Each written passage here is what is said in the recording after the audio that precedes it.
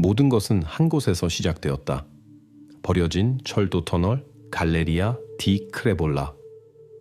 신고를 받고 출동한 카라비니에리들에게 이곳은 그저 평범한 현장이었다. 하지만 그들이 본 것은 즉시 무언가 끔찍한 일이 일어났음을 알려주었다. 터널 입구 바로 앞에 홀로 놓인 운동화 한 짝이 있었다. 그 옆에는 이미 마른 핏자국이 있었다. 그리고 그곳에서 어둠 속으로 두 개의 홈이 이어져 있었는데 마치 누군가 무거운 것을 끌고 간 것 같았다. 경찰들이 안으로 들어갔다. 그곳의 공기는 무겁고 습기와 곰팡이, 냄새가 났다. 유일한 소리는 천장에서 떨어지는 물방울에 울려 퍼지는 메아리였다. 그리고 손전등 불빛이 어둠에서 그 끔찍한 길을 비춰냈다. 점점 더 깊숙이 이어지는 핏방울들. 그들은 이 흔적을 따라 한 걸음 한 걸음 걸었다. 그리고 그 거리를 재었다. 정확히 87m였다. 바로 그곳에서, 입구에서 87m 떨어진 곳에서, 이미 반대편에서 빛이 보이는 곳에서 그들은 그녀를 찾았다. 차가운 콘크리트 바닥에 일라리아가 누워 있었다. 이미 사흘째 모든 지역 뉴스에 사진이 나온 그 14살 소녀. 그리고 이 순간 사건은 단순한 증거와 거리의 집합체가 아니라 인간에 대한 이야기가 되었다. 이 어둡고 추운 터널이 아닌 평범한 학교, 그부들 사이에서 시작된 이야기, 그리고 이 87m의 차가운 콘크리트까지 모든 것이 어떻게 이르렀는지 이해하려면 우리는 몇 달 전으로 돌아가야 한다. 햇빛이 가득한 그 학교 복도로. 왜냐하면 바로 그곳에서 세 소녀의 길이 만났고 그들의 이야기가 우리를 이 터널로 이끌었기 때문이다. 한편에는 일라리아가 있었다. 그녀는 학기 중간에 반에 왔는데 이는 항상 쉽지 않은 일이다. 새로운 도시, 새로운 학교, 아는 얼굴 하나 없는 곳. 그녀는 평범한 소녀였지만 아마도 다른 아이들보다 조금 더 조용했고 눈에 띄는 사투리가 있어서 즉시 외지인임을 드러냈다. 그저 어울리려 하고 친구를 찾고 자신이 속한 느낌을 받으려고 노력했다. 그녀 자리에 있는 누구나 그랬을 것처럼. 다른 한편에는 소피와 키아라가 있었다. 그들은 이 반의 스타들이었다. 나쁜 의미가 아니라 그저 모든 것이 그들을 중심으로 돌아갔다. 소피는 시끄럽고 즐겁고 분위기 메이커였으며 항상 관심의 중심에 있었다. 키아라는 그녀와 정반대였다. 조용하고 관찰력이 좋았지만 나중에 수사에서 밝혀지듯이 바로 그녀가 아이디어의 제공자였다. 그들은 동전의 양면과 같았고 그들의 작은 학교 세계에서 그들은 하나의 힘이었다. 그리고 그들에게는 공통의 관심사가 있었는데 이는 그들을 가까워지게 했어야 했다. 어반 익스플로링.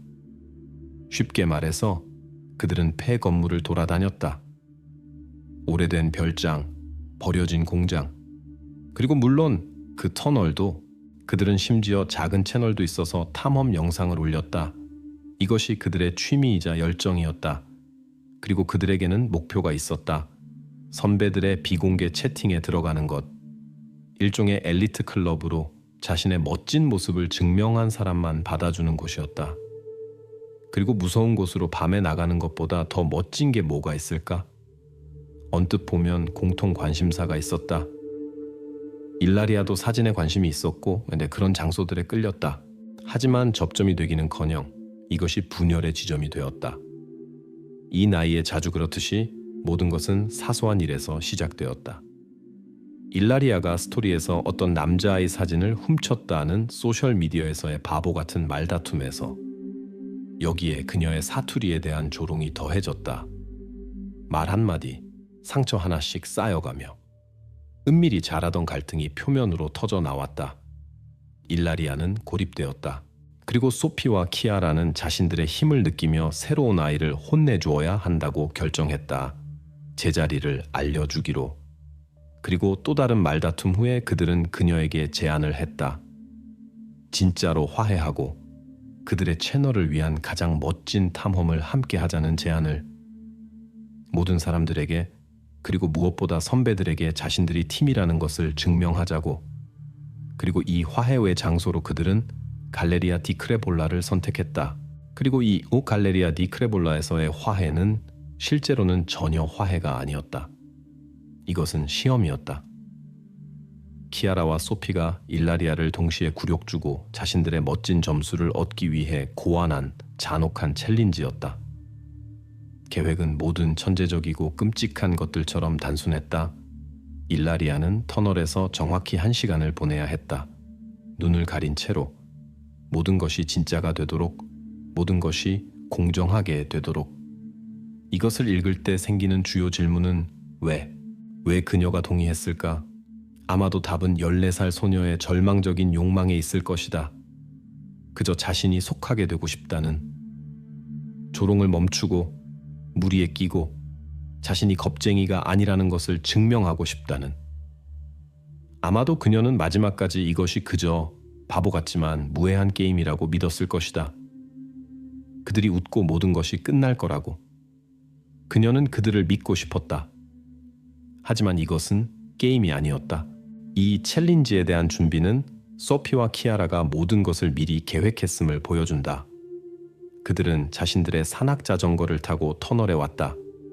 그들과 함께 전체 세트가 있었다. 단순한 눈가리개가 아니라 그들은 오래된 두꺼운 스카프와 검은 절연 테이프를 가져와서 쉽게 벗을 수 없는 수제 마스크를 만들었다. 분위기와 손 고정을 위해 플라스틱 건설용 타이, 그리고 가장 중요한 것, 액션 카메라. 그것을 일라리아의 가슴에 고정했다. 카메라는 모든 것을 찍어야 했다. 어둠, 그녀의 숨소리를 듣고 그녀의 두려움을 기록하고, 이 비디오가 선배들의 비공개 채팅에 들어가는 그들의 통행증이 되어야 했다. 수사 자료에는 가장 가까운 슈퍼마켓의 감시 카메라 녹화가 있다. 터널 탐험 1시간 전에 소피가 바로 그 절연 테이프와 에너지 드링크 캔을 사는 모습이다. 평온하고 일상적으로, 마치 평범한 저녁을 준비하는 것처럼. 일라리아는 모든 조건에 동의했다. 그녀는 카메라를 자신에게 고정하고 스카프와 테이프로 만든 그 끔찍한 마스크로 눈을 가리는 것을 허락했다.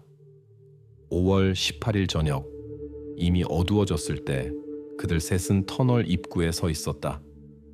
참가자 중 한 명의 피트니스 밴드에 있는 시계가 시간을 기록했다. 21시 5분. 그들은 어둠 속으로 발을 들여놓았다. 이 순간이 돌이킬 수 없는 지점이 되었다. 왜냐하면 그 후로 일라리아를 산채로 본 사람은 아무도 없었기 때문이다. 그리고 터널에서의 끔찍한 발견 소식이 주변에 퍼졌을 때 일라리아의 가족에게는 사흘간의 고통스러운 희망이 끝나고 악몽이 시작되었다. 그리고 카라비니에리들에게는 일이 시작되었다. 이제 이것은 실종 사건이 아니었다. 이제 이것은 살인 수사였다. 그리고 그들이 답해야 할 첫 번째 질문은 이 어둡고 습한 터널 입구에서 무슨 일이 일어났는가? 범죄 현장은 지도 위의 단순한 점이 아니다. 이것은 읽을 줄 알아야 하는 이야기다. 그리고 수사관들은 이 읽기를 처음부터 시작했다. 터널로 가는 접근로부터. 그곳의 땅은 오래된 자갈, 점토, 그리고 그 사이로 뚫고 나온 풀의 혼합이었다. 그리고 최근 비로 젖은 이 흙에 이 이야기의 첫 번째 장이 된 것이 새겨져 있었다. 세 쌍의 자전거 타이어 자국. 평범한 도시 자전거가 아니라 산악 자전거의 것으로 특징적이고 공격적인 트레드를 가진.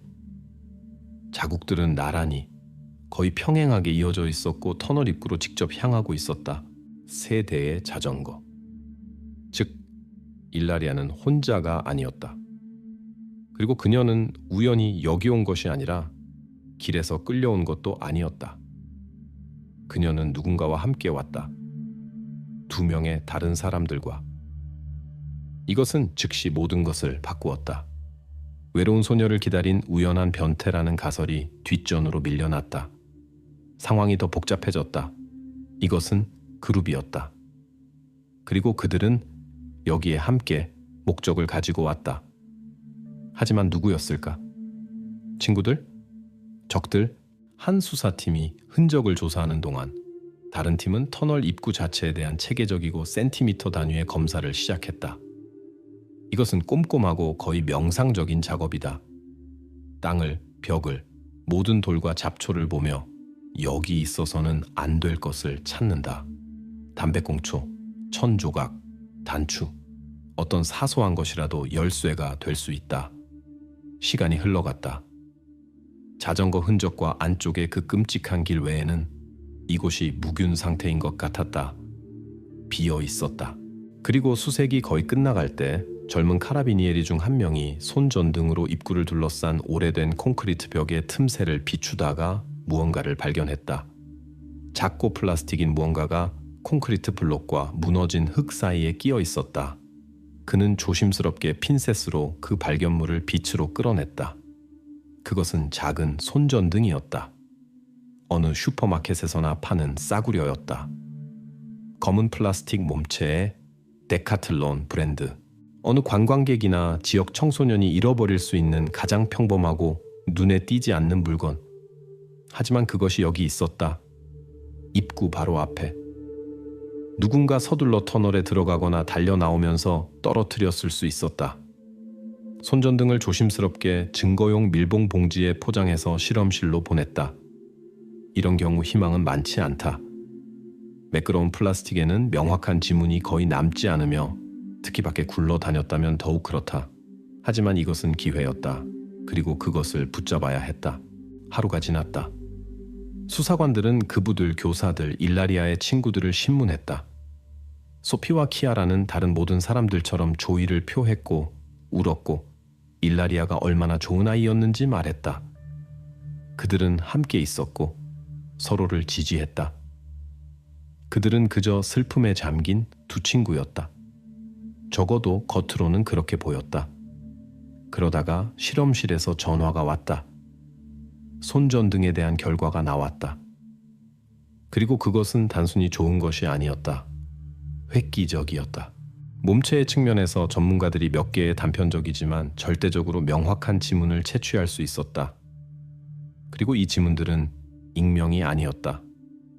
그들은 데이터베이스에서 검색했고 시스템이 일치를 찾아냈다. 터널 입구에서 발견된 손전등의 지문은 키아라의 것이었다. 반의 주요 스타의 조용하고 눈에 띄지 않는 친구. 이 순간 수사의 첫 번째 이름이 나타났다. 그리고 이 이름은 막연한 추측을 구체적인 공격 방향으로 바꾸었다. 그리고 수사의 첫 번째 구체적인 이름이 나타났을 때, 손전등의 지문이 키아라를 직접 가리켰을 때 실타래가 곧 풀리기 시작할 것 같았다.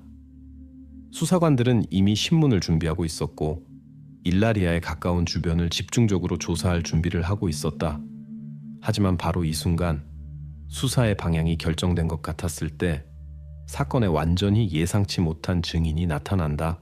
그리고 그의 증언은 한동안 경찰을 완전히 다른 잘못된 방향으로 이끌며 모든 사람이 질문하게 만든다. 만약 모든 것이 완전히 다른 방식이었다면? 만약 이것이 청소년의 잔혹성이 아니라 훨씬 더 끔찍하고 진부한 것이었다면? 증인은 터널의 두 번째 출구가 나오는 고속도로에서 약 500m 떨어진 외땅 곳에 사는 나이든 농부였다. 일라리아가 실종된 밤에 그는 늦게 집에 돌아오고 있었다. 그리고 그는 길게 흰색 벤이 있는 것을 분명히 기억했다. 아무런 식별 표시가 없는 평범한 화물 운송에 사용되는 것들 중 하나. 벤은 그저 헤드라이트를 끄고 서 있었는데 이것이 농부에게는 이상하게 보였다. 이런 외진 곳에서 차들은 그냥 정차하지 않는다. 그는 그때는 별로 신경 쓰지 않았지만 온 동네에 실종된 소녀에 대한 이야기가 돌고 나중에 끔찍한 발견에 대한 이야기가 나돌자 그는 사실들을 연결하고 경찰에 전화했다. 이 정보는 즉시 우선순위를 바꾸었다. 청소년들의 지문은 한 가지다. 하지만 나중에 시체가 발견될 장소 근처에 밤에 서 있던 정체불명의 흰색 밴은 경찰이 무시할 수 없는 고전적인 시나리오였다. 소녀들을 기다린 납치범, 변태에 대한 가설이 다시 주요한 것이 되었다. 아마도 그들이 터널에서 그와 마주쳤을까? 아마도 그가 그들을 겁먹게 했고 공황 상태에서 그들이 뿔뿔이 흩어졌고 일라리아가 그의 희생자가 되었을까? 대규모 작업이 시작된다. 카라비니에리들은 가장 가까운 도로에 모든 카메라 녹화를 올리고 지역에서 일하는 모든 운송회사를 확인한다. 이것은 거대한 작업이다. 수백, 아니 수천 대의 흰색 밴들. 수사관들은 밤낮으로 일하며 흐릿한 녹화를 보고 물류회사들의 전화를 건다. 소피와 키알에게는 이것이 안도감이었을 것이다. 언론, 경찰, 지역 주민들의 관심, 모든 것이 그들에게서 이 유령 같은 벤을 찾는 것으로 옮겨갔다. 그들은 다시 그저 슬픔에 잠긴 친구들, 증인들이었지 용의자들이 아니었다. 그리고 수색이 결과를 낳는다. 이틀 후 바로 그 벤을 찾아낸다. 인근 지역의 한 운송회사 주차장에서 발견된다. 운전사, 중년 남성이 운행 중에 바로 체포된다. 그에게는 충격이다. 그는 무슨 일인지 전혀 모르고 그 마을에 가본 적도 없고 어떤 일라리아에 대해서도 들어본 적이 없다.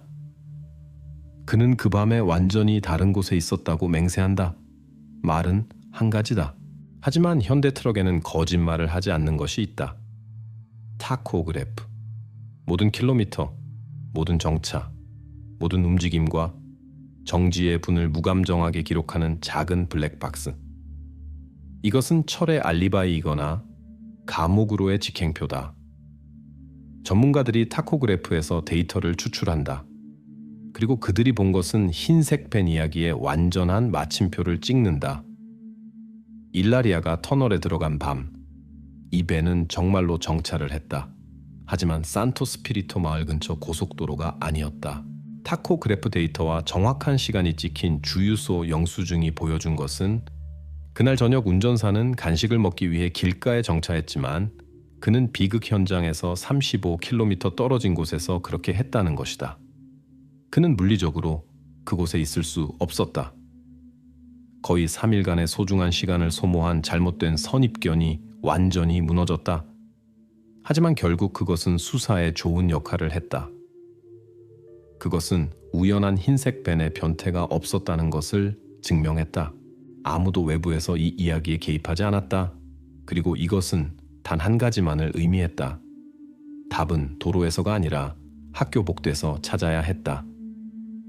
수사의 관심은 다시, 그리고 이번에는 최종적으로 일라리아에 가장 가까운 원으로 돌아왔다. 그리고 무엇보다도 어둠의 터널 입구에서 서둘러 버린 손전등에 지문을 남긴 그 소녀에게, 그리고 유령 같은 흰색 벤의 이야기가 완전히 무너졌을 때 모든 관심은 그들이 가진 유일한 확실한 증거로 돌아왔다. 지문으로, 키아라가 떨어뜨린 손전등으로. 이제 수사관들은 단순히 그녀가 터널에 있었다는 것을 증명하는 것이 아니었다. 이것은 이미 거의 사실이었다. 그들은 그녀가 그곳에서 정확히 무엇을 했는지 이해해야 했다. 그리고 그녀가 혼자였는지. 모든 수사의 가장 중요한 부분이 시작된다. 일상적이지만 희생자의 마지막 시간들과 관련될 수 있는 모든 사람들의 범죄 전 마지막 시간들의 복원. 이것은 우리 각자가 뒤에 남기는 디지털 부스러기들을 수집하는 세심한 작업이다. 이동전화의 움직임을 추적하기 위한 이동통신사에 대한 요청, 소셜 네트워크 확인, 그리고 물론 주변의 모든 감시 카메라 녹화 수집, 절대적으로 모든 것에서, 주유소에서, ATM에서, 상점 진열창에서, 개인주택에서, 익숙한 얼굴을 발견하기 희망하며 검토해야 할 수십, 수백 시간의 비디오. 이 작업의 대부분은 아무것도 주지 않는다. 흐릿한 화면, 우연한 보행자들, 자동차들. 하지만 수사관들은 모든 녹화를 체계적으로 확인하는 것을 계속했다. 그리고 마을 외곽에 위치한 작은 가족 상점 알리멘타리 루소에 도달했을 때 행운이 그들에게 미소를 지었다. 이 상점은 모든 사람이 서로를 아는 전형적인 곳으로 주인이 외상으로 물건을 줄 수 있는 곳이다. 그리고 입구 위에 설치된 그 카메라는 오래되었고 높지 않은 해상도로 기록했다. 하지만 작동했다. 5월 18일 저녁 녹화를 검토하던 수사관이 일시정지를 눌렀다. 녹화의 시간은 21시 14분. 카메라가 자전거를 타고 상점에 접근하는 소녀를 포착했다. 그녀는 빠르게 안으로 들어간다. 이것은 소피다. 반의 리더, 분위기 메이커, 키아라의 가장 친한 친구. 녹화에서 그녀는 약간 흥분한 것 같고 계속 뒤를 돌아본다. 그녀는 카운터에 접근해서 두 가지 물건의 값을 빠르게 치르고 거의 뛰듯이 상점에서 나와서 자전거에 타고 터널로 이어지는 시골길 방향으로 간다. 이 녹화 자체로는 아직 아무것도 증명하지 못했다. 소녀가 상점에 들렀다는 것이다. 하지만 수사관들이 관심을 가진 것은 그녀가 정확히 무엇을 샀는지였다. 그들은 나이든 주인 루소 씨와 이야기했다. 물론 그는 그날 저녁에 모든 고객을 기억하지는 못했다. 하지만 그에게는 성실하게 영수증을 인쇄하는 오래된 계산대가 있었다. 계산대 테이프를 검토한 수사관들은 바로 그 구매를 찾았다. 21시 14분에 3시 터널에 들어가기 40분 전에 소피는 에너지 드링크 캔과 검은 절연 테이프 뭉치를 샀다. 절연 테이프. 평범한 구매를 핵심 증거로 바꾸는 바로 그 세부사항. 이것은 이제 단순한 우연의 일치가 아니다. 이것은 직접적이고 반박할 수 없는 사실이다. 바로 소피가 다른 누군가가 아니라 나중에 일라리아의 눈을 스카프 위에 테이프로 감는 데 사용될 절연 테이프를 샀다.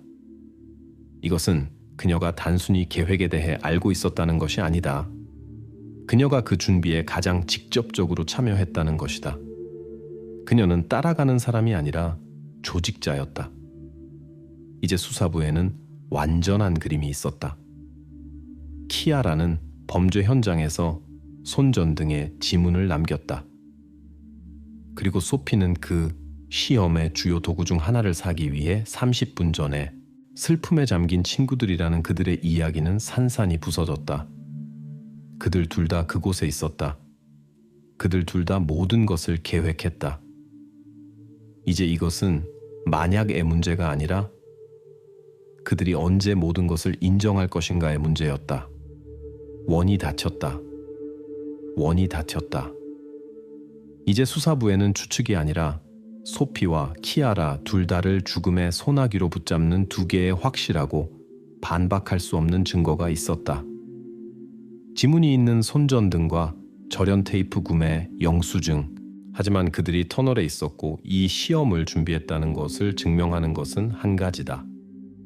그리고 안에서 실제로 무슨 일이 일어났는지 이해하는 것은 완전히 다른 일이다.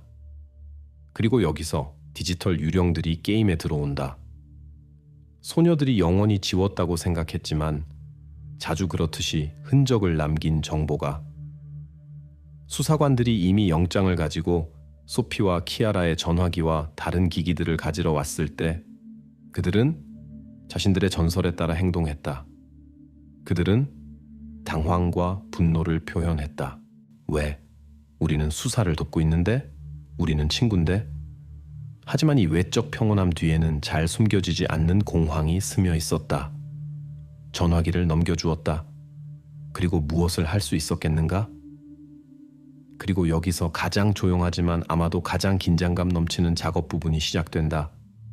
디지털 범죄학 전문가들이 전화기들을 자신들의 장비에 연결한다. 그들의 임무는 모든 것을 끌어내는 것이다. 삭제된 파일, 앱 캐시, 위치 기록, 그리고 그들의 눈에 먼저 띄는 것은 공허함이다. 삶이 끌어야 할 곳에 있는 바로 그 소리치는 공허함. 소피, 키아라, 일라리아가 소통했던 왓츠 앱과 텔레그램의 주요 채팅들이 철저히 정리되어 있었다. 개별 메시지가 삭제된 것이 아니라 비극 며칠 전에 전체 대화 분기들이 삭제되어 있었다. 어떤 수사관에게든 이것은 거대한 빨간 깃발이다. 사람들은 자신들이 애도한다고 주장하는 사람과의 대화를 삭제하지 않는다. 반대로 그들은 그것을 다시 읽고 어떤 신호, 마지막 말들을 찾는다. 한 가지 경우에만 대화를 삭제한다. 거기에 절대 아무도 봐서는 안 될 것이 있을 때. 이것은 거의 직접적인 자백이었다. 그들은 흔적을 지우려고 했다. 그들은 무언가를 숨기고 있었다. 하지만 판명된 바로는 그들은 다른, 훨씬 덜 명백한 증인들을 잊었다. 그들이 자신들의 손목에 착용한 작고 무성한 스파이들을, 피트니스 밴드들. 오늘날 이것은 청소년에게 평범한 기기다. 걸음, 맥박, 칼로리, 그저 숫자들. 하지만 범죄학자들의 손에서 이 숫자들은 그날 밤의 상세한 지도로 변했다. 소피와 키아라의 밴드에서 나온 데이터는 그들의 말과 완전히 모순되는 이야기를 들려주었다. 그들의 증언에서 그들은 터널에서 일라리아와 평온하게 헤어져서 집으로 갔다. 하지만 데이터는 다른 것을 말했다. 대략 22시경에 두 밴드 모두에서 급격하고 거의 수직인 맥박 상승이 기록되었다. 산책에서 정상인 분당 110회에서 180, 190회로. 이것은 공황 상태나 극한 신체적 긴장 상태에 있는 사람의 맥박이다. 그리고 이 맥박 상승 직후에 비정상적인 신체 활동의 기록이 이어졌다. GPS 추적기들이 2점, 소피와 키아라, 이 터널에서 급속히 멀어지기 시작하는 것을 기록했다. 하지만 그들은 길로 가지 않았다.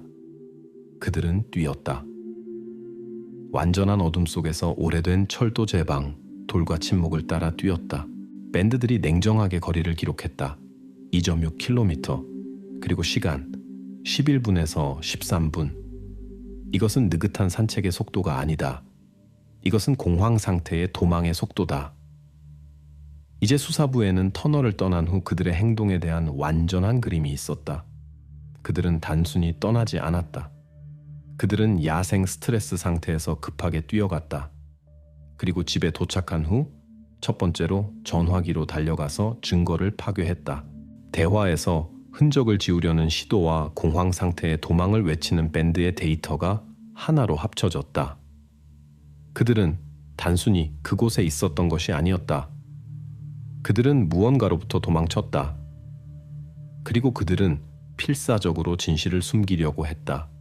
갈레리아 디 크레볼라 안에서 그 끔찍한 순간들에 실제로 무슨 일이 일어났는지에 대한 진실을, 그리고 수사부가 공황 상태의 도망과 대화 파괴 시도에 대한 데이터를 손에 쥐었을 때 마지막이자 주요한 질문이 남았다. 무엇이 그들을 도망치게 했을까? 무엇이 그들의 맥박을 분당 190회로 뛰게 했을까? 갈레리아 디 크레볼라 안에서 그 끔찍한 순간들에 실제로 무슨 일이 일어났을까? 이 질문에 대한 답은 단 하나의 무성한 증인만이 줄 수 있었다. 일라리아의 가슴에 있던 그것, 액션 카메라. 이 카메라는 그들의 잔혹한 계획 전체의 중심 요소였다.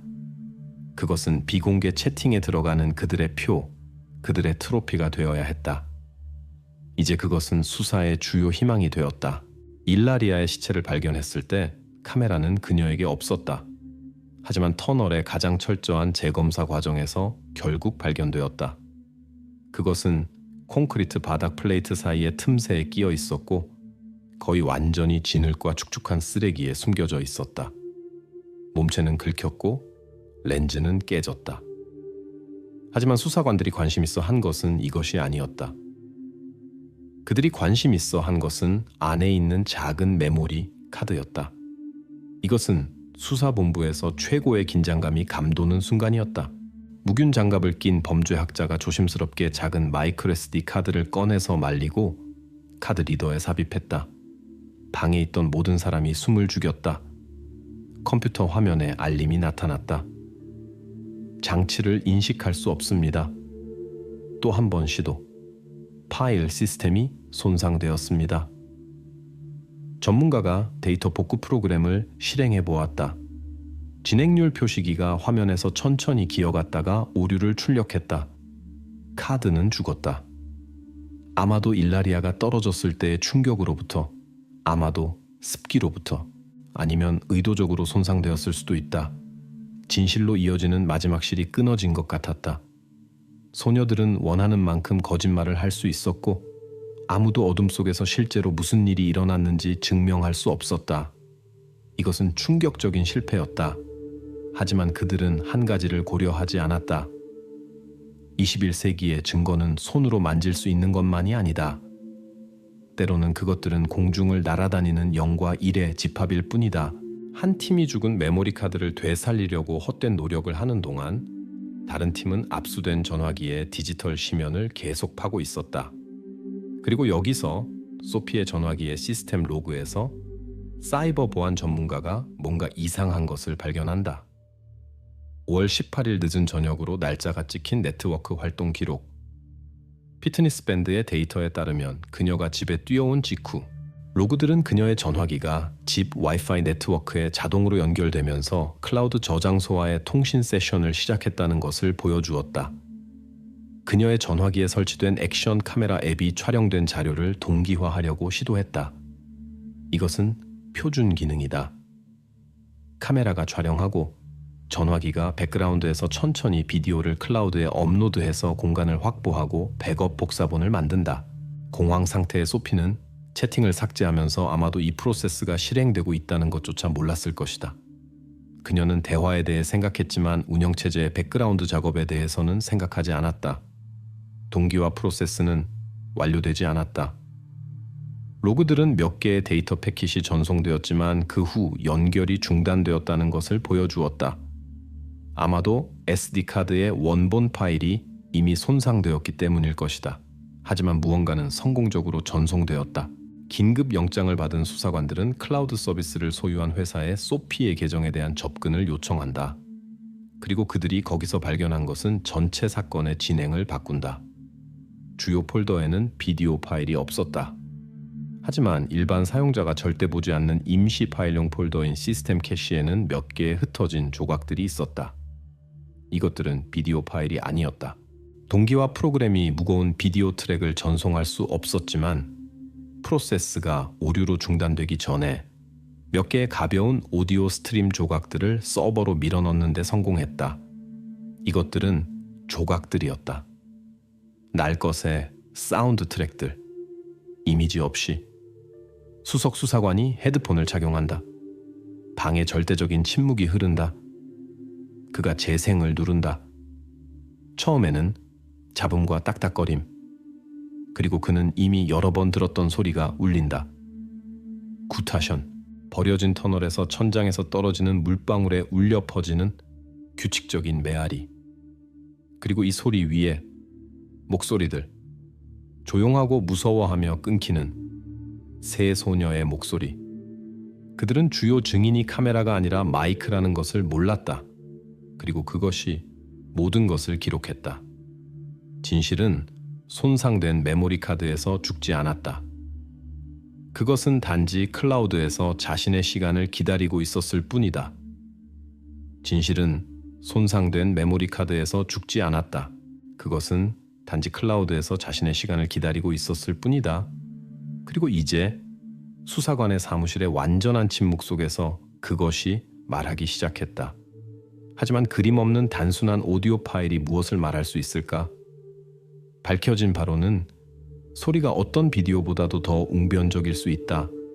왜냐하면 비디오는 무슨 일이 일어났는지 보여주기 때문이다. 그리고 소리는 그때 무엇을 느꼈는지. 시스템 캐시에서 꺼낸 이 흩어진 오디오 조각들은 수사의 주요 보물이었다. 그것들을 즉시 오디오 전문 연구소로 보냈다. 보석 세공과 같은 작업이 예정되어 있었다. 먼저 전문가들이 층층이 소음을 제거했다. 터널에 울려 퍼지는 메아리, 떨어지는 물방울의 지속적인 소리, 손상된 녹음의 딱딱거림과 간섭. 그들은 며칠 동안 작업했고 점차적으로 이 소리의 혼돈에서 목소리들이 나타나기 시작했다. 깨끗하고 간섭이 없는, 무섭도록 살아있는. 수사관들은 이 녹음을 계속해서 들었고 그들 앞에서 그날 밤의 모든 비극이 오디오 드라마처럼 펼쳐졌다. 여기 시작이다. 소피와 키아라의 긴장한 웃음이 들린다. 그들은 일라리아를 격려하지만 그들의 목소리에서는 우정의 지지가 아니라 잘 숨겨지지 않은 악의가 들린다. 여기 일라리아의 목소리, 조용하고 무서워한다. 그녀는 가리개를 벗겨달라고 부탁하고 무섭다고, 이것은 바보 같은 농담이라고 말한다. 대답으로는 조롱만. 그리고 녹음의 톤이 급격히 바뀐다. 싸움의 소리, 콘크리트 바닥에서 발을 끄는 소리가 들린다. 일라리아가 마스크를 벗으려고 시도하는 것 같다. 그녀의 목소리가 비명으로 끊긴다. 그리고 둔한 타격, 몸이 떨어지는 소리. 그리고 바로 그 후에 짧고 고통의 외침. 크지 않고 억눌린 놀람과 두려움으로 가득한 그리고 침묵. 몇 초 동안 떨어지는 물소리만이 방해하는 절대적이고 귀가 먹을 듯한 침묵이 지배한다. 그리고 거의 속삭임으로, 공포로 떨리는 목소리로 소녀 중 한 명이 전체 사건의 핵심이 된 문장을 말한다. 전문가들이 키아라의 목소리로 식별한 목소리가 말한다. 너 뭘 한 거야? 이 속삭임에는 분노나 만족이 없었다. 순수한 동물적 공포만이. 오디오 녹음 분석과 병행해서 법의학 전문가들의 작업이 진행되었다. 부검 결과는 주요 질문에 답해야 했다. 일라리아는 정확히 어떻게 죽었는가? 그리고 이 결과들은 터널에서 나온 음향 그림과 완벽하게 일치했다. 사망 원인은 대량 출혈이었다. 하지만 그것은 의도적인 공격에서처럼 깊은 관통상에 의한 것이 아니었다. 일라리아의 허벅지에는 단 하나의 상처가 있었다. 깊지 않고 표면적인. 하지만 칼날이 대퇴동맥을 건드리는 각도로 지나갔다. 이것은 끔찍하고 치명적인 우연이었다. 전문가들은 가능한 무기도 결정했다. 상처의 특성, 그 매끄러운 가장자리는 매우 날카롭지만 짧은 칼날을 가리켰다. 표준 멀티툴에 있는 것 같은. 어반 익스플로링에 관심이 있는 청소년들이 만약을 위해 확실히 가지고 있었을 바로 그 물건. 이것은 죽이기 위해 가져가는 무기가 아니었다. 이것은 공황과 어둠 속에서 무기로 변한 도구였다. 그리고 두 전문 분야, 오디오와 의학, 가 한 점에서 만났다. 일라리아의 죽음은 즉시 일어나지 않았다. 상처 후에 그녀는 아직 얼마간 살아있었다. 그녀에게는 기회가 있었다. 만약 그녀에게 도움을 주고 상처를 묶고 구급차를 불렀다면 그녀를 구할 수 있었을 것이다. 하지만 오디오 녹음은 도우려는 시도를 기록하지 않는다. 그것은 공황만을 기록한다. 비명, 떨어지는 소리, 억눌린 고통의 외침, 그리고 공황 상태의 속삭임과 도망가는 발걸음 소리. 전문가들의 결론은 이 사건에 대한 관점을 완전히 바꾸었다. 이것은 냉혈하고 계획된 살인이 아니었다. 이것은 통제에서 벗어난 아이들의 잔혹성이었다. 어둠 속에서의 말다툼, 밀치기, 겁을 주려던 우연한 칼날의 휘두름이 치명적인 지점에 맞은 것, 그리고 두려움. 피에 대한 두려움, 책임에 대한 두려움이 연민보다 강했던 것. 이제 주요 질문은 누가 죽였는가?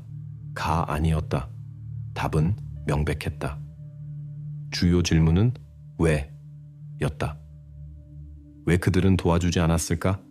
왜 그들은 그녀를 터널의 차가운 어둠 속에서 피 흘려 죽게 내버려 두고 도망쳤을까? 주요 질문은 이제 누가 죽였는가? 가 아니었다. 답은 명백했다. 주요 질문은 왜? 였다. 왜 그들은 도와주지 않았을까? 왜 그들은 그녀를 터널의 차가운 어둠 속에서 피 흘려 죽게 내버려 두고 도망쳤을까? 이것이 자신들의 잔혹한 게임의 결과와 마주친 두 청소년의 단순한 동물적 두려움, 공황이었을까? 아니면 그들의 행동 뒤에 다른 무언가가 있었을까? 다른 누군가가? 그리고 모든 외부 요인들이 이미 배제된 것처럼 보였을 때 복원된 대화 조각에서 세 번째 이름이 나타나는데 이는 잠시 동안 다시 수사로 하여금 모든 것을 의심하게 만들었다. 이 이름은 마테오였다. 그는 그들의 그부가 아니었다. 그는 더 나이가 많았고 17세였으며 그들의 학교 위계에서 거의 신화적인 인물이었다. 마테오는 큐레이터였다. 소피와 키아라가 그렇게 절망적으로 들어가고 싶어 했던 바로 그 선배들의 비공개 채팅의 열쇠를 가진 바로 그 사람. 삭제된 메시지의 조각들을 연구하면서 범죄학자들은 터널에서의 시험이 단순히 그들의 개인적인 주도가 아니었다는 것을 깨달았다. 이것은 일종의 가입 신청이었다. 그들은 마테오에게 자신들이 그의 엘리트 클럽에 어울린다는 것을 증명해야 했다. 이 세부 사항은 즉시 전체 그림을 바꾸었다. 아마도 소피와 키아라가 조직자가 아니라 단지 실행자였을까? 다른 사람의 훨씬 더 냉소적인 게임의 졸들? 아마도 이 마테오가 자신의 권위를 이용해서 더 어린 청소년들을 위험하고 굴욕적인 챌린지로 밀어넣었을까? 이 가설은 무섭도록 그럴듯해 보였다. 그것은 잔혹성의 수준과 모든 것을 카메라에 찍고 싶어 하는 그들의 절망적인 욕망을 설명했다. 그들은 주문자를 위해 일하고 있었다. 수사관들은 즉시 이 방향으로 파기 시작했다. 그리고 곧 그들의 최악의 우려를 확인하는 것 같은 것을 발견했다. 소피의 어머니의 은행 카드 거래를 확인하는데 소피가 때때로 사용했던 것인데 그들은 작은 송금을 발견했다.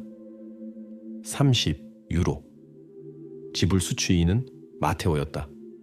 여기 있었다. 이것은 이제 단순한 학교 갈등이 아니었다. 이것은 사업이었다.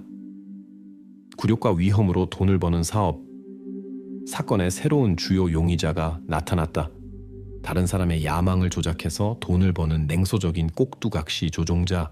카라비니에리들은 마테오를 매우 빠르게 찾았다. 하지만 음침한 조작자 대신에 그들은 지역 피자집 벨라 나폴리에서 방과 후 배달원으로 일하는 평범한 17세 소년을 보았다. 그는 아무것도 부인하지 않았다. 그렇다. 그가 채팅을 관리했다. 그렇다. 그가 초대에 대해 작은 수수료를 받았다고. 그가 부르는 대로. 우연한 사람들을 거르기 위해서라고 그가 설명했다. 하지만 터널에서의 사건에 대해 들었을 때 그의 얼굴에는 진짜 공포가 있었다. 그는 어떤 시험에 대해서도 아무것도 몰랐다고 맹세했다. 그는 그들에게 아무런 과제를 주지 않았다. 그는 단지 그들이 멋진 무언가를 하면 채팅에 추가해주겠다고 약속했을 뿐이다. 정확히 무엇인지는 그는 관심이 없었다. 신문에서의 말은 믿을 수 없다. 검증이 필요했다. 그리고 수사관들은 피자집으로 갔다. 주인인 엔초라는 이름의 시칠리아인이 확인해 주었다. 비극이 일어난 저녁에 마테오는 근무 중이었다. 오후 6시부터 11시까지. 그는 좋은 아이야, 근면해 라고 엔초가 덧붙였다. 하지만 이것도 충분하지 않았다. 수사관들은 홀과 주방에 설치된 감시 카메라 녹화를 요구했다. 그리고 여기 반박할 수 없는 진실이 있었다. 녹화에서 마테오가 저녁 내내 자신의 일을 하는 것이 분명히 보였다. 여기 그가 반죽을 밀고 있고, 여기 그가 피자를 오븐에 넣고 있고, 여기 그가 카운터에서 주문을 받고 동료들과 웃고 있다. 카메라들이 그를 수십 번 기록했다. 그리고 전자 계산대 시스템이 확인해 주었다. 그의 개인 코드가 21시, 21시 30분, 22시 15분의 영수증 마감에 사용되었다. 그는 물리적으로 터널에 있을 수 없었다. 그의 알리바이는 철저했다. 마지막 질문이 남았다. 30유로 송금. 거래 날짜 확인이 이 문제의 완전한 마침표를 찍었다. 지불은 비극 일주일 전에 이루어졌다. 이것은 단순히 입장료였지. 구체적인 과제에 대한 것이 아니었다. 그리고 이 두 번째 잘못된 방향도 완전히 무너졌다. 음침한 꼭두각시 조종자 마테오도 없었고 흰색 벤의 변태도 없었다. 모든 외부인들이 배제되었다. 원이 극한까지 좁혀졌다. 이 이야기에는 성인 조작자들이 없었다. 비밀 조직자들도 없었다. 모든 것이 더 간단하고 그래서 더 끔찍했다. 세 소녀만 있었다. 그리고 어둡고 차가운 터널. 그리고 그곳에서 일어난 모든 것은 오직 그들의 일이었다. 모든 것이 더 간단하고 그래서 더 끔찍했다. 세 소녀만 있었다. 그리고 어둡고 차가운 터널. 그리고 그곳에서 일어난 모든 것은 오직 그들의 일이었다.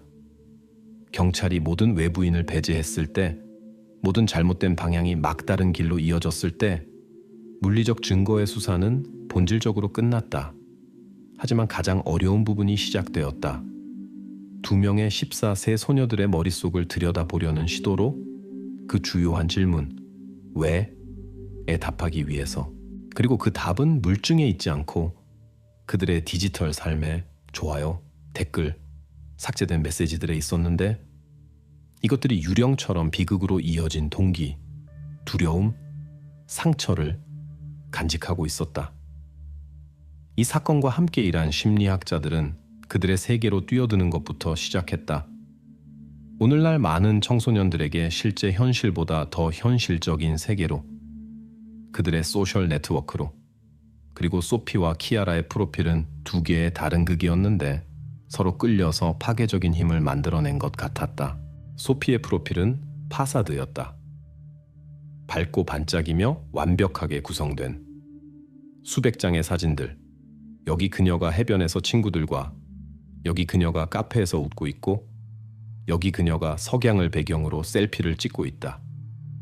모든 게시물이 수십, 때로는 수백 개의 좋아요를 모았다. 그녀는 자신의 학교 규모에서 인플루언서였다. 그리고 그녀는 이것으로 살았다.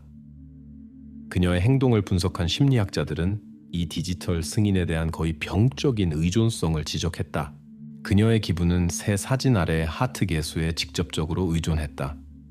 그녀는 지속적으로 콘텐츠를 생성하고 라이브 방송을 하고 댓글에 답했다. 그녀는 단순히 살지 않았다. 그녀는 자신의 삶을 방송했고 이 방송이 삶 자체보다 더 중요했다. 그리고 반의 일라리아의 등장은 이 완벽한 세계의 위협이 되었다.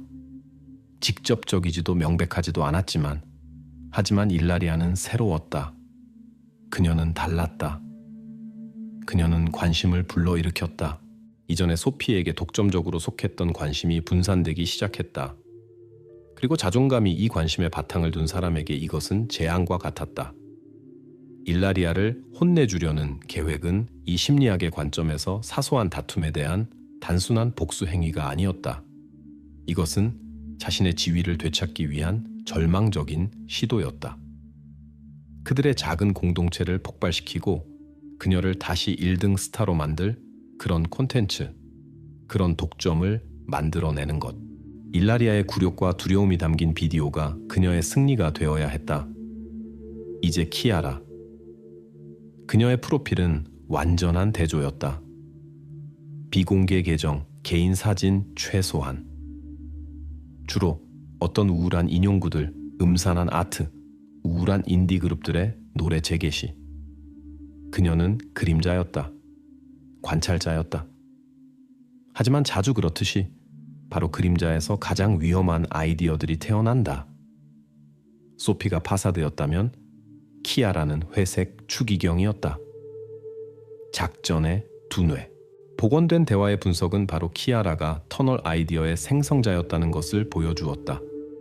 바로 그녀가 소피에게 세부 사항을 제안하고 일라리아에 대한 그녀의 분노를 부채질했다.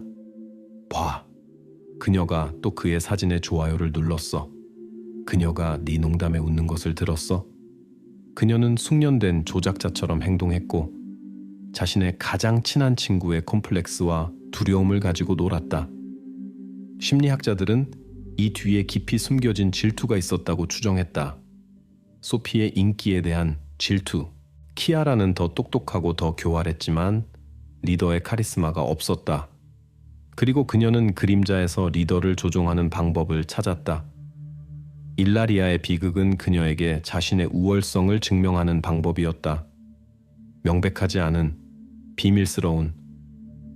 그녀는 소피가 주연 배우인 시나리오를 만들었지만 감독은 자신이었다. 그리고 이 시나리오의 잔혹성, 절연 테이프, 완전한 어둠, 손 고정. 이것은 그녀의 조용하고 숨겨진 분노의 필적이었다. 그들 중 아무도 혼자서는 아마 이런 일을 하지 않았을 것이다. 소피는 그런 잔혹성을 공개적으로 계획하기에는 자신의 공적 이미지에 너무 신경을 썼다. 키아라는 보호막 없이 행동하기에는 너무 겁이 많았다. 하지만 함께 그들은 완벽한 폭풍을 만들어냈다. 소피에게는 밝고 충격적인 아이디어가 필요했다. 키아라가 그것을 제공했다. 키아라에게는 그녀의 어두운 환상을 실현할 수 있는 실행자가 필요했다. 소피가 이 역할에 완벽하게 맞았다. 그들은 서로를 부추겼다. 그들이 스스로에게 가한 집단 압력이 모든 내적 브레이크를 해제했다. 바로 이런 심리학적 초상이 기소의 기초가 되었다.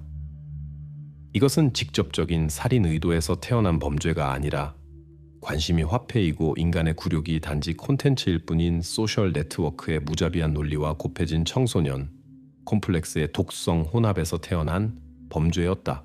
그리고 카라비니에리들이 그들 둘에게 터널에서 나온 오디오 녹음을 제시했을 때 이 거짓말과 부인의 카드로 만든 집이 무너졌다. 그들은 자신들의 목소리, 자신들의 두려움, 자신들의 수치를 들었다. 그리고 그들은 무너졌다. 둘 다. 자백 진술을 하기 시작했고 혼란스러워하며 서로에게 죄를 전가했지만 결국 그날 밤의 전체 그림을 복원했다. 이제 수사관이 아니라 법원이 평가해야 할 그림을. 그리고 카라비니에리들이 그들 둘에게 터널에서 나온 오디오 녹음을 제시했을 때 이 거짓말과 부인의 카드로 만든 집이 무너졌다. 그들은 자신들의 목소리, 자신들의 두려움, 자신들의 수치를 들었다. 그리고 그들은 무너졌다. 둘 다. 자백 진술을 하기 시작했고 혼란스러워하며 서로에게 죄를 전가했지만 결국 그날 밤의 전체 그림을 복원했다. 이제 수사관이 아니라 법원이 평가해야 할 그림을. 하지만 이 100가지는 침묵이 있었다. 두 개의 다른 신문실에서 몇 시간의 긴장되고 얼음같이 차가운 침묵. 한 곳에는 소피가 앉아 있었고 그녀 옆에는 변호사와 창백하고 무서워하는 부모들이 있었다. 다른 곳에는 키아라가 있었고 역시 변호사와 손에 손수건을 조용히 만지작거리는 어머니와 함께 소녀들을 의도적으로 분리했다. 이것은 표준 전술이다. 용의자들이 합의할 수 없을 때 그들의 이야기가 엇갈리기 시작한다. 그들 둘 다 똑같고 미리 리허설된 버전을 유지했다. 그렇다. 그들은 터널에 있었다. 그렇다. 이것은 시험에 대한 그들의 바보 같은 아이디어였다. 하지만 그들은 아무도 건드리지 않았다. 일라리아가 스스로 무서워했다. 어느 순간 그녀는 그저 가리개를 벗고 우리가 모두 미쳤다고 소리치며 도망갔다. 어디로? 그들은 모른다. 어두웠다. 그들도 무서워져서 집으로 뛰어갔다. 끝. 이것이 그들의 벽이었다. 그들은 이 이야기를 계속해서 반복했고 한 단어도 바꾸지 않으며 수사관의 눈을 똑바로 바라보았다. 그들은 자신들의 전설을 확신했다. 신문을 담당한 것은 경험 많은 수사관으로 50대 남성이었는데 자신의 경력 동안 모든 것을 본 사람이었다. 그는 압박하지도 소리 지르지도 않았다. 그는 조용히 거의 아버지처럼 말했다. 그리고 바로 이 침착함이 가장 무서웠다. 그는 간단한 것부터 시작했다. 소피 앞 테이블에 사진 프린트를 놓았다. 터널 입구에 세 쌍의 자전거 타이어 자국. 여러분은 그곳에 셋이서 갔습니다. 자전거로. 맞나요? 소피가 고개를 끄덕였다. 이것은 그들의 이야기와 모순되지 않았다. 그러고 나서 수사관은 키아라에게 돌아섰고 옆방에서 그녀에게도 똑같은 것을 보여주었다. 그리고 나서 테이블에 증거 봉지에 든 작은 검은 손전등이 놓였다. 키아라, 이 손전등을 우리가 입구에서 찾았습니다. 전문가들이 여기서 당신의 지문을 발견했습니다. 이것을 설명할 수 있나요? 키아라가 순간 얼어붙었다. 하지만 답은 준비되어 있었다. 저는 그것을 오래전에 잃어버렸어요. 아마 한 달 전에. 어떻게 그곳에 있게 되었는지 모르겠어요. 누군가 찾아서 가져다 놓았을지도 몰라요. 너무 매끄러웠다. 너무 리허설된 것 같았다. 수사관이 그녀의 버전을 받아들이는 듯 고개를 끄덕였다. 그리고 소피에게 돌아갔다. 테이블에 계산대 영수증이 놓였다. 소피, 비극 당일 21시 14분에 당신은 루소 씨의 상점에 있었습니다. 당신은 에너지 드링크와 이 절연 테이프 뭉치를 샀습니다. 우리에게는 카메라 녹화가 있습니다. 터널 탐험 30분 전에 왜 절연 테이프가 필요했나요? 소피가 입술을 깨물었다. 저에게 자전거 핸들의 손잡이가 헐거워졌어요. 미끄러지지 않게 감으려고 했어요. 그리고 감았나요? 아니요. 나중에 잊어버렸어요. 거짓말이 점점 더 서툴러졌다. 미성년자 사건 담당 여성 수사관이 구석에 앉아 무겁게 한숨을 쉬었다. 다시 침묵. 수사관이 다음 프린트를 꺼냈다. 피트니스 밴드의 그래프들. 분당 거의 190회까지의 두 급격한 맥박 피크, 그리고 경로지도 철도 제방을 따라 달리기로 2.6km. 당신들은 그저 무서워져서 집으로 갔다고 말합니다. 하지만 이 데이터는 다른 것을 말합니다. 이것들은 공황 상태의 도망에 대해 말합니다. 당신들은 마치 악마 자신이 뒤쫓는 것처럼 뛰었습니다. 무엇으로부터 도망쳤나요, 소피? 어둠으로부터? 아니면 그 터널에 남겨둔 것으로부터? 여기서 소피가 처음으로 약점을 보였다. 그녀의 눈이 흔들렸다. 우리는 매우 무서웠어요. 거기서 어떤 소리들이 났어요. 누군가 있는 것 같았어요. 옆방에서 키아라가 똑같은 말을 했다. 그들의 버전은 여전히 일치했다. 그때 수사관이 다음 타격을 가했다. 당신들은 일라리아와의 모든 대화를 삭제했습니다. 모든 채팅을. 그녀의 죽음 며칠 전에. 왜? 만약 그녀가 당신들의 친구였고 당신들이 그녀를 걱정했다면 왜 그녀에 대한 마지막 기억들을 지웠나요? 방에 침묵이 흘렀다. 변호사들이 의자에서 몸을 뒤척였다. 이것은 매우 강한 수였다. 이 질문에 대해 소녀들에게는 준비된 답이 없었다. 우리는 부모들이 읽는 것을 원하지 않았어요. 거기에 개인적인 것들이. 키아라가 중얼거렸다. 벽에 첫 번째 심각한 균열이 생겼다. 수사관은 그들이 절벽 끝에 있다는 것을 보았다. 그는 침묵하며 정적이 자신의 일을 하도록 했다. 그리고 나서 먼저 한 명, 그 다음 다른 한 명의 눈을 똑바로 바라보며 말했다. 좋습니다. 나는 거의 당신들을 믿습니다. 아마도 당신들이 정말로 그저 무서워했을 것입니다. 아마도 우리가 모든 것에서 틀렸을 것입니다. 하지만 우리에게는 또 다른 증인이 있습니다. 그곳에서, 어둠 속에서 당신들과 함께 있었던 증인이. 그는 거짓말을 할 수 없습니다. 그리고 그는 우리에게 모든 것을 말해줄 것입니다. 그는 노트북과 큰 스튜디오 헤드폰을 꺼냈다. 그는 그것을 소피의 머리에 씌웠다. 옆방에서 그녀의 파트너에게도 똑같이 했다. 변호사들이 항의했지만 수사관이 손짓으로 그들을 멈췄다. 그녀는 그저 들어볼 것입니다. 그가 재생 버튼을 눌렀다. 그리고 소피의 귀로 바로 그 소리가 쏟아져 들어왔다. 터널에 울려 퍼지는 메아리, 물방울 소리, 그리고 소피의 귀로 바로 그 소리가 쏟아져 들어왔다. 터널에 울려 퍼지는 메아리, 물방울 소리, 그리고 그들 자신의 목소리들, 그들의 웃음, 일라리아의 무서워하는 목소리, 싸움 소리, 둔한 타격, 고통과 놀람으로 가득한 짧은 외침. 소피의 얼굴이 매 순간마다 변했다.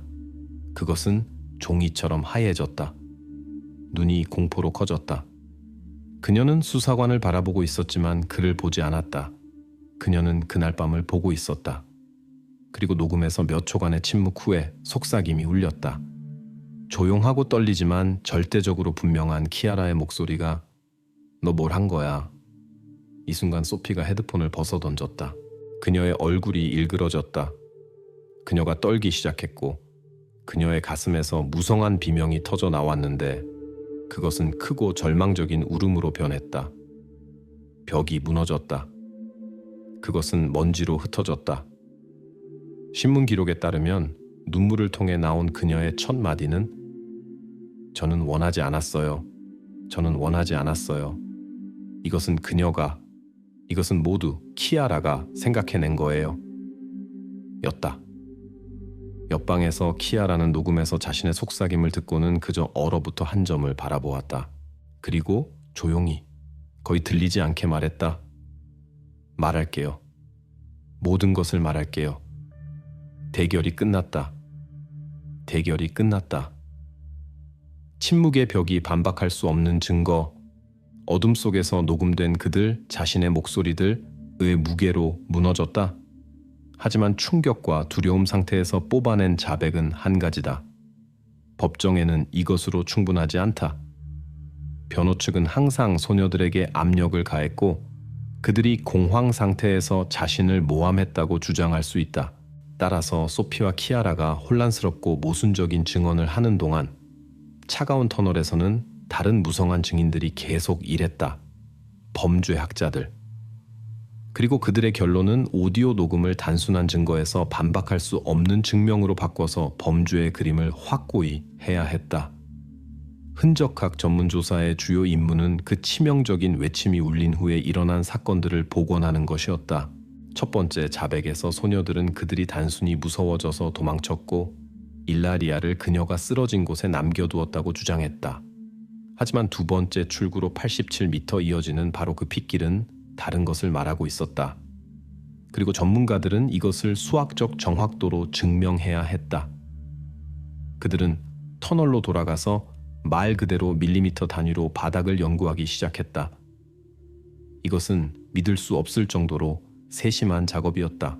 그들은 모든 흔적, 모든 자국, 모든 방울을 사진으로 찍어서 이 모든 경로의 가장 상세한 3차원 모델을 만들었다. 그리고 이 모델이 그들에게 어둠도 공황도 숨길 수 없는 이야기를 들려주었다. 소피와 키아라가 먼지가 쌓인 콘크리트 바닥에 남긴 신발 자국들은 단순히 뛰는 사람들의 무질서한 발자국이 아니었다. 그것들은 리듬이 있었다. 두 걸음, 그 다음 또 두 걸음. 그리고 그 사이에는 일라리아의 몸이 남긴 바로 그 홈. 하지만 전문가들이 발견한 가장 중요한 것은 호형 흔적들이었다. 소녀들이 명백히 그들의 짐을 더 편하게 다시 잡기 위해 멈추고 제자리에서 돌 때 신발이 바닥에 남긴 작은 반원들. 이것은 먼지 속에 얼어붙은 공포의 안무였다. 그들은 단순히 뛰지 않았다. 그들은 끌었다. 바닥과 터널 벽의 피방울 분석이 이 버전을 확인했다. 튀김들은 낮았고 바닥에서 반 미터보다 높지 않았다. 이것은 출혈원이 땅에 매우 가까이 있었다는 것을 의미했다. 그리고 콘크리트 벽의 얼룩 특성은 소녀들이 앞으로 밀고 나가려고 할 때 몸이 여러 번 벽에 부딪혔다는 것을 보여주었다. 그들은 그녀를 팔에 안고 가지 않았다. 그들은 그녀를 자루처럼 끌고 갔으며 빛의 출구에 도달하려고 필사적으로 노력했다. 그리고 여기 수사의 최종 악센트가 있다. 범죄학자들은 소녀들의 공황 상태 도망을 기록한 피트니스 밴드의 GPS 추적기 데이터를 가져왔다. 그들은 터널 바닥에 남겨진 흔적들의 3차원 모델을 가져왔다. 그리고 그들은 하나를 다른 것 위에 겹쳤다. 두 이야기, 하나는 먼지와 피로 쓰여진 것, 다른 하나는 비트와 바이트로 기록된 것, 이 센티미터 단위의 정확도로 일치했다.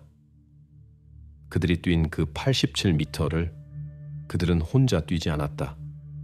그들은 죽어가는 일라리아를 함께 끌고 갔다. 전문가들의 이 결론은 변호사들이 아직 매달릴 수 있었던 마지막 방어선을 완전히 파괴했다. 그들은 더 이상 소녀들이 단순히 공황 상태에서 일라리아를 남겨두었다고 주장할 수 없었다. 아니다. 그들은 의식적인 결정을 했다. 도움을 요청하지 않기로 한 결정. 출혈을 멈추려고 하지 않기로 한 결정. 대신 그들은 자신들이 저지른 것을 숨기기로 결정했다. 그들은 그녀의 시체를 다른 출구로, 도로에 더 가까운 곳으로 끌고 가서 누군가 찾을 것이라는 희미한 희망을 품었다. 그들은 증거처럼 시체를 처리하려고 했다. 그리고 이 간단한 행동, 87m 시체 이동, 이 법의 눈에는 모든 것을 바꾸었다. 이것은 더 이상 단순한 비극적 사고가 아니었다. 이것은 죽음을 초래한 위험한 상황에서의 유기였다. 그리고 범죄 흔적 은폐, 수사가 완료되었다. 앞에는 재판이 있었다. 수사가 완료되었다. 하지만 사건이 법정으로 가기 전에 일어난 일을 종이에 기록해야 했다. 참가자들 자신의 말로 고정해야 했다. 그리고 수사관들이 이미 모든 증거를 손에 쥐고 다시 소피와 키아라 앞에 앉았을 때 그들은 더 이상 거짓말을 시도하지 않았다. 그들은 말하기 시작했다. 소피아의 신문 기록에서 그녀가 소리치기 시작했어요. 이것이 재미있지 않다고, 무섭다고. 그녀가 그 가리개를 벗었어요. 그녀의 눈이 미쳐 있었어요. 그녀가 키아라를 밀쳤고 키아라가 넘어졌어요. 저는 뭘 해야 할지 몰랐어요. 그녀가 저에게 달려들었어요. 여기 그들의 잔혹한 게임이 비극으로 변한 순간이다. 서로 얽히고 모순되면서도 전체적으로 똑같은 그림을 그리는 그들의 증언에 따르면 모든 것이 몇 초 만에 일어났다. 일라리아가 마스크를 벗었을 때 그녀는 분노했다. 거의 완전한 어둠 속에서 몸싸움이 시작되었다. 일라리아가 빠져나가려고 하면서 키아라를 밀쳤고, 키아라는 젖은 바닥에서 미끄러져 넘어져서 콘크리트에 부딪혔다. 이 순간 소피의 말에 따르면 그녀는 일라리아가 지금 도망쳐서 모든 것을 모든 사람에게 말할까봐 무서웠다. 그녀는 주머니에서 멀티툴을 꺼냈다. 치려는 것이 아니라 그냥 겁을 주려고. 저는 그냥 그녀가 멈추기를 원했어요. 라고 그녀는 신문에서 계속 말했다. 그녀는 이미 열린 칼날을 쥔 채로 앞으로 나아가며 손을 앞으로 내밀었다. 어둠 속에서 그녀는 거리를 잘못 계산했다. 일라리아도 차례로 그녀를 향해 발을 내디뎠다. 짧고 거의 우연한 접촉이 일어났다. 처음에는 그들도 무슨 일이 일어났는지 이해하지 못했다. 일라리아가 소리 지르며 뒤로 물러났다. 그리고 그들이 피를 보았다. 그녀의 청바지에 어두운 얼룩이 빠르게 번져갔다.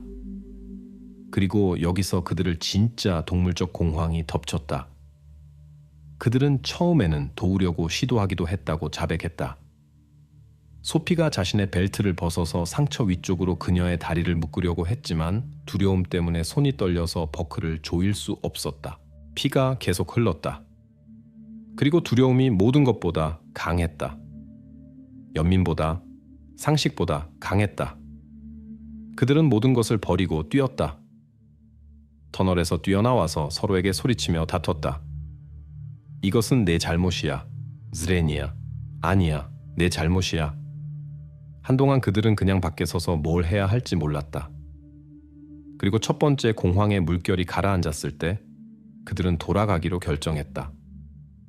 그들은 모든 것이 그렇게 끔찍하지 않고 그녀가 그냥 거기 앉아서 울고 있기를 바랐다. 하지만 그들이 돌아갔을 때 일라리아는 더 이상 움직이지 않았다. 이 순간 그들은 마지막이고 가장 끔찍한 결정을 했다. 그들은 만약 그녀를 여기 안에서 발견하면 모든 사람이 무슨 일이 일어났는지 이해할 것이라는 것을 깨달았다. 그리고 그들은 그녀를 다른 출구로 끌고 가기로 결정했다. 도로에 더 가까운 곳으로. 그녀가 스스로 빠져나가려고 했지만 그냥 도달하지 못한 것처럼 보이게 하려는 희망으로. 이것은 완전하고 최종적인 자백이었다. 이제 법정에는 증거의 삶뿐만 아니라 두 개의 고백도 있었다. 이제 이 아이들의 잔혹성, 두려움, 어리석음의 혼합을 어떻게 규정할지 결정하는 것만 남았다. 이제 이 아이들의 잔혹성, 두려움, 어리석음의 혼합을 어떻게 규정할지 결정하는 것만 남았다. 하지만 법정이 이것을 할 수 있으려면 일어난 일의 완전하고 분단위의 그림이 필요했다. 그리고 수사관들이 모든 증거, 디지털과 물리적, 그리고 자백 진술을 하나로 모아서 그날 밤의 시간 순서를 무서울 정도의 정확도로 복원할 수 있었다.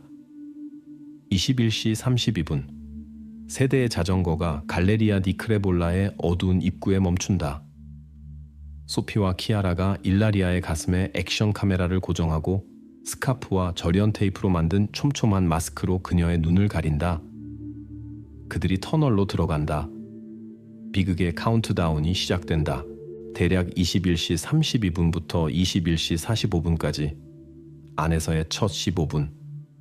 오디오 녹음 조각들로 판단하면 이 시간은 긴장한 웃음, 조롱, 일라리아가 무슨 일이 일어나고 있는지 이해하려는 시도로 가득했다. 그들은 그녀를 터널 깊숙이, 의도적으로 가장 어둡고 습한 부분으로 이끈다. 대략 21시 47분. 돌이킬 수 없는 지점. 절망에 이른 일라리아가 마스크를 벗는다. 빠르게 몸싸움으로 발전하는 말다툼이 시작된다. 키아라가 넘어진다. 소피가 방어하면서든 공격하면서든 이것은 더 이상 정확히 확인할 수 없다. 멀티툴을 꺼낸다. 짧은 접촉이 일어나고 칼날이 일라리아의 허벅지에 맞는다. 21시 48분부터 21시 55분까지 공황. 소녀들이 피를 본다. 그들을 공포가 덮친다. 그들은 서투른 도움 시도를 하지만 두려움이 그들을 마비시킨다. 그들은 부상당한 일라리아를 버리고 출구로 뛴다. 피트니스 밴드의 데이터가 급격한 맥박 상승과 공황 상태 도망의 시작을 기록한다. 대략 21시 55분부터 22시 10분까지. 입구에서의 말다툼. 터널에서 뛰어나온 소피와 키아라는 그들의 증언에 따르면 격렬하게 다투기 시작하며 서로에게 죄를 전가한다. 그들은 뭘 해야 할지 모른다. 집으로 뛰어가서 침묵할지 아니면 돌아가서 도울지. 대략 22시 10분. 돌아감. 결과에 대한 두려움이 이기고 그들은 돌아가기로 결정한다. 그들은 터널로 다시 들어가서 의식을 잃은 일라리아를 발견한다. 22시 10분부터 22시 30분까지 흔적 은폐. 일라리아가 숨을 쉬지 않는다는 것을 깨닫고 그들은 그녀의 시체를 다른 출구로 끌고 가기로 결정한다. 그 87m의 경로가 시작된다. 흔적학 전문조사가 그들이 여러 번 쉬기 위해 멈췄다는 것을 확인한다. 대략 22시 30분. 그들이 시체를 두 번째 포털까지 끌고 가서 그곳에 남겨둔다. 그리고 나서 첫 번째 입구에 남겨둔 자전거들을 가져와서 근처 덤불에 숨기고 도보로 관심을 끌지 않으려고 노력하며 집으로 돌아간다. 그림이 복원되었다. 그 끔찍한 저녁의 모든 걸음, 모든 행동, 모든 분이 문서화되고 증거로 확인되었다. 수색에는 일이 끝났다. 이제 법정의 차례였다. 재판은 비공개로 진행되었다. 언론도 방청객도 없었다. 판사, 검사, 변호사들, 부모들, 그리고 반의 리더와 회색 추기경에서 피고인으로 변한 두 소녀만 있었다. 법정 앞에 놓인 주요 질문은 그들이 유죄인지 여부가 아니었다. 그들의 죄는 명백했고 증명되었다. 질문은 정죄였다. 이것이 의도적인 살인이었는가? 계획되고 냉혈한? 아니면 이것이 범죄적 어리석음과 잔혹성의 결과가 된 비극적 사고였는가? 검사는 위험한 물건을 사용하고 위험한 조건에서 겁주려는 의도 자체가 이미 중범죄라고 주장했다. 변호 측은 차례로 소녀들에게 일라리아의 생명을 빼앗으려는 직접적인 의도가 없었다고 강조했다. 그들은 그들의 나이, 공황, 이것이 통제에서 벗어난 단지 게임이었다는 것을 언급했다. 법정은 모든 자료를 주에 깊게 검토했다. 증언, 증거, 심리학적 초상, 그리고 특히 각 참가자의 역할. 소피, 실행자, 명성에 대한 욕망과 지위를 잃을 두려움에 이끌린. 키아라, 조용한 조직자, 작전의 두뇌, 그녀의 숨겨진 질투와 분노가 비극의 촉매가 된. 그리고 며칠간의 심리 후에 법정이 판결을 내렸다. 소피와 키아라의 행동은 의도적 살인이 아니라 가중 상황, 집단, 폭력 행동 사용, 에서의 과실치사로 규정되었다. 법정은 그들의 초기 목적이 겁주기였지 살인이 아니었다고 인정했다. 하지만 이것이 그들의 행동이 사람의 죽음을 초래했고 그들이 그를 도움 없이 남겨두었다는 책임에서 벗어나게 하지는 않았다. 판결이 완전한 침묵 속에서 선고되었다. 실행자로서 그 행동이 많은 부분 자기 주장의 욕망에 의해 좌우된 소피는 의무적인 심리 재활 프로그램과 함께 특수교육기관에서 3년까지의 형을 받았다. 조직자이자 선동자로서의 역할이 법정에 의해 핵심적인 것으로 인정된 키알에게는 판결이 더 엄했다. 더 엄격한 제도의 기관에서 5년까지. 이 이야기는 세 가족의 파괴된 삶만 남기지 않았다. 그것은 간단한 답이 없는 무거운 질문을 남겼다. 아이들의 장난이 어디서 끝나고 성인의 책임이 어디서 시작하는가?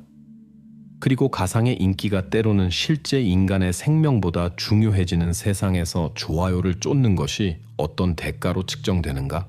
재판 후 작은 해안 마을 산토 스피리토의 삶은 결코 예전과 같지 않았다. 갈레리아 디 크레볼라 터널 입구는 두꺼운 강철판으로 용접되었다. 이제 이것은 단순한 폐건물이 아니다. 이것은 마을 몸의 상처이고 기자들과 어둠의 관광을 좋아하는 사람들의 순례지이다. 무슨 일이 일어났는지 지속적으로 상기시키는 장소.